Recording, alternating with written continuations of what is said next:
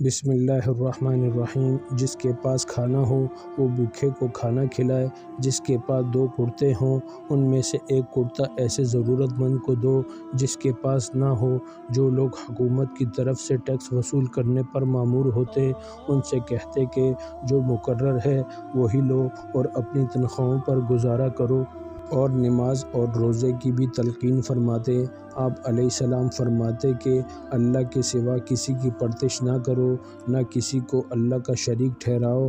اللہ نے تم کو پیدا کیا، وہی تم کو رزق دیتا ہے، تم اسی کی بندگی کرو، اپنے مال میں سے صدقہ نکالو، شب و روز اللہ کا ذکر کرو۔ آپ علیہ السلام اپنے زمانے میں بے حد مشہور تھے۔ آپ علیہ السلام کا شمار نامی گرامی لوگوں میں ہوتا تھا۔ لوگ آپ علیہ السلام کی بے حد عزت اور احترام کرتے تھے۔ آپ علیہ السلام نے کبھی عیش و عشرت کی زندگی بسر نہیں کی۔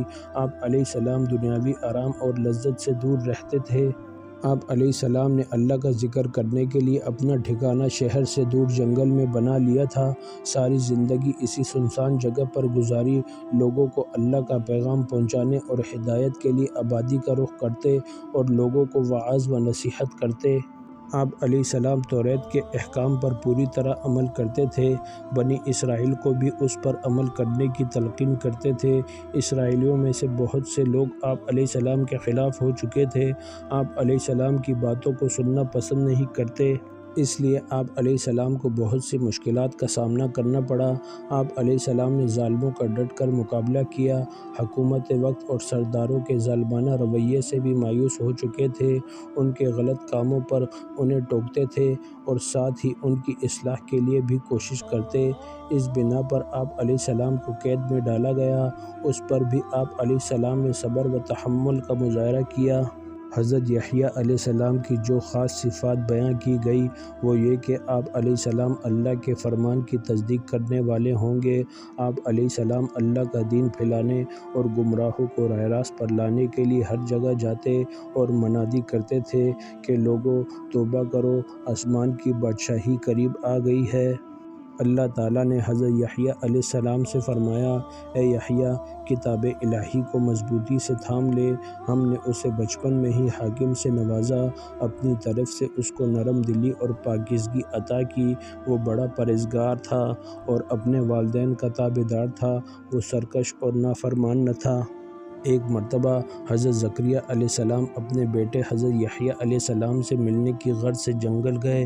تلاش کے بعد ان تک پہنچے اور کہا، بیٹا ہم تمہیں دیکھنے کے لیے بہت بے چین ہیں، تم یہاں آنسو بہا رہے ہو۔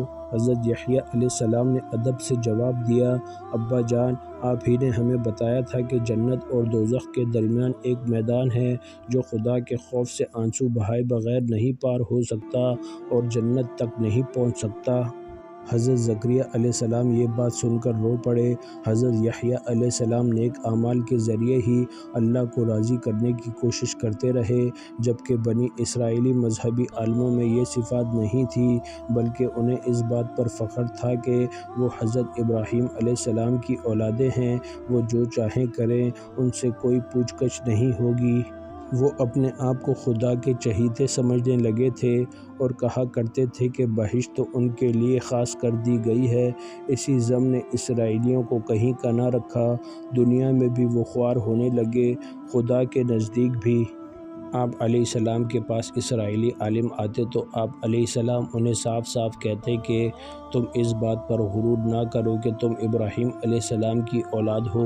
آپ علیہ السلام فرماتے کہ جو درخت اچھا پھل نہیں لاتا وہ کاٹا اور آگ میں ڈالا جاتا ہے، تمہارے اعمال بھی اچھے نہیں ہیں۔ حضرت یحییٰ علیہ السلام کی باتیں دل پر اثر کرنے والی ہوتی تھی، جو سنتا دم بخود ہو جاتا اور روحانی سکون اور مسرت حاصل کرتا۔ بنی اسرائیل میں صدیوں سے پرانی رسم چل رہی تھی جسے بپستمہ کہا جاتا۔ حضرت یحییٰ علیہ السلام کی تبلیغ کے نتیجے میں جو لوگ گناہوں سے توبہ کرنے کے بعد اللہ کا دین اختیار کرنے کے خواہش مند ہوتے، وہ اپنی اصلاح کے لیے آپ علیہ السلام کے پاس آ جاتے۔ آپ علیہ السلام ایسے لوگوں سے توبہ کراتے اور ساتھ ہی دریائے اردن کے پانی کا ایک چلو سر پر ڈالتے۔ یہ اس بات کی تصدیق تھی کہ وہ بدی چھوڑ کر نیکی کی طرف آ گئے ہیں۔ آپ علیہ السلام لوگوں کے لیے دعائے خیر کرتے۔ ہر آنے والے شخص توبہ کرنے کے بعد آپ علیہ السلام کی تعلیمات پر چل کر آئندہ گناہوں سے بچ کر رہنے کا وعدہ کرتا۔ چنانچہ حضرت یحییٰ علیہ السلام اپنی قوم میں بپتسمہ دینے والے لقب سے پہچانے جانے لگے۔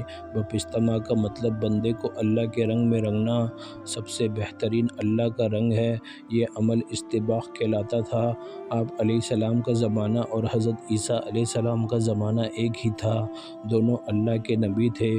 حضرت یحییٰ حضرت عیسیٰ علیہ السلام کے معجزات اور تعلیمات کے بارے میں سنتے رہتے تھے۔